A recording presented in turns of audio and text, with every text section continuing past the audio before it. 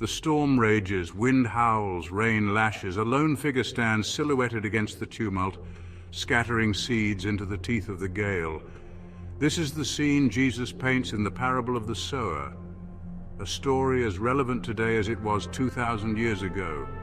It's a story about hope sown in adversity, about faith taking root in the most unexpected places. Like seeds tossed by the wind, words of wisdom land in the fields of our lives. Some fall on fertile ground, taking root and flourishing. Others, alas, meet a different fate.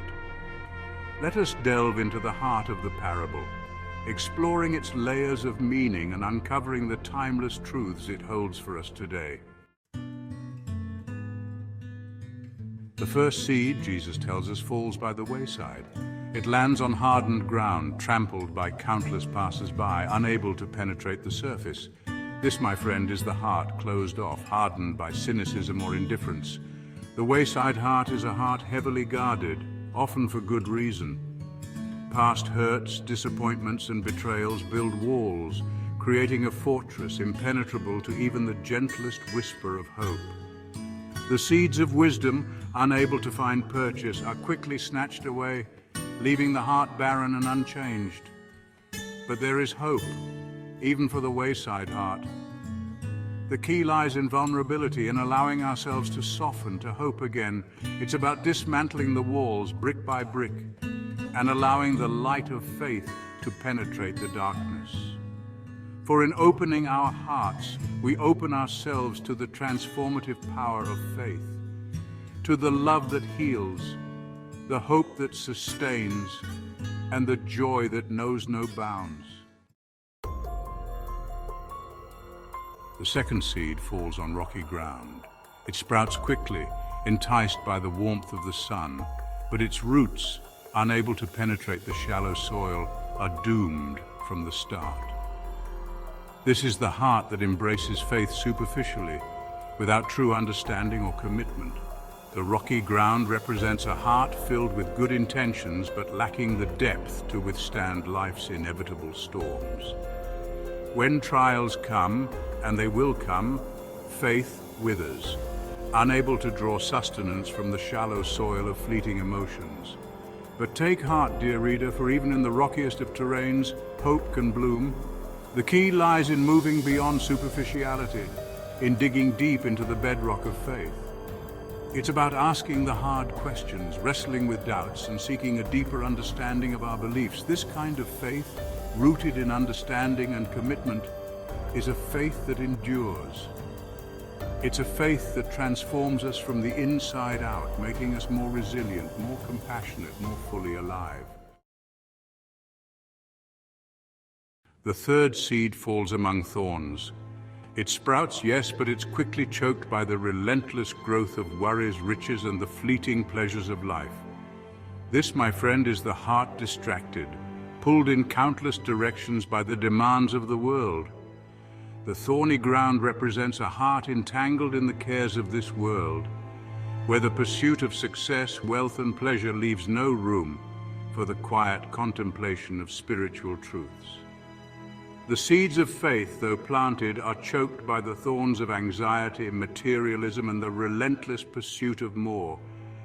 But even in the midst of life's thorns, there is a path to freedom. It begins by recognizing the insidious nature of these distractions, by acknowledging the ways in which they rob us of joy and prevent us from experiencing the fullness of life that God intends. It's about simplifying our lives, prioritizing what truly matters, and creating space for silence, reflection, and connection with the divine.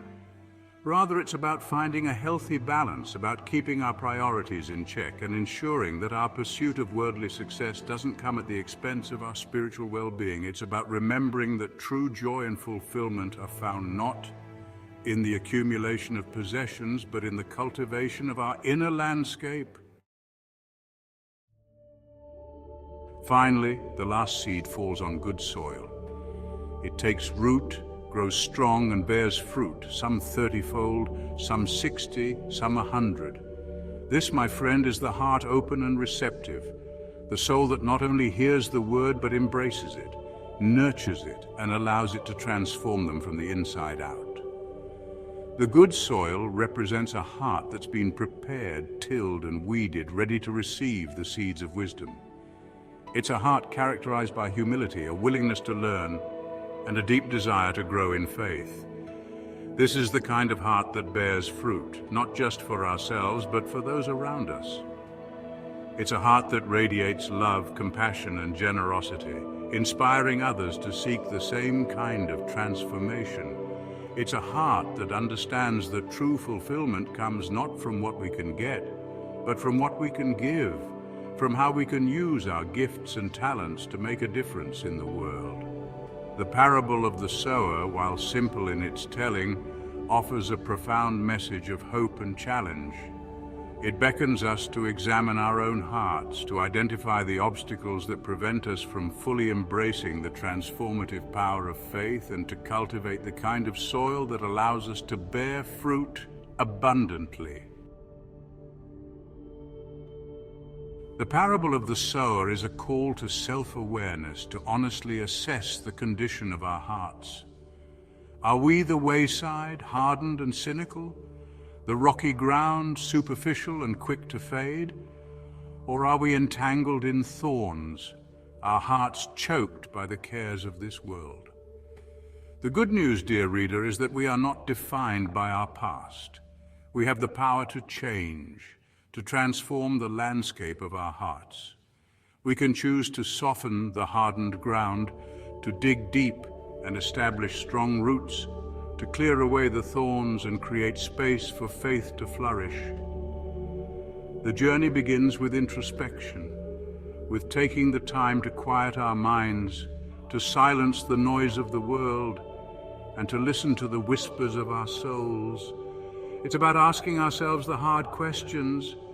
What are the obstacles that prevent me from experiencing the fullness of faith?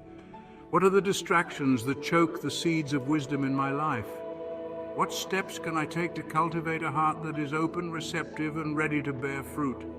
The answers, my friend, will be different for each of us, but one thing remains constant: the transformation we seek is possible.